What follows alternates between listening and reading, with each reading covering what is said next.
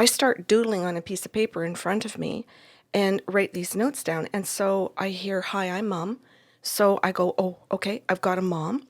And I said to her, as her daughter's talking to me, "Are you alive or dead?" So she says, "I'm dead." And I'm like, "Oh, okay." And we are going to the wedding. Grandma's coming to the wedding. And they show themselves getting dressed to go to the wedding. And so I told Zia that. I said, "Your grandmother's with her." And I said, "The women are going to the wedding." And she goes, "Could you tell me more?" And I said, "Yes." So I look over and I see her mom in a beautiful, I think I called it something like forest green. And I said, "Your mom is saying that this color of green will not clash with your wedding party. It's not their color, but it's going to look beautiful with it."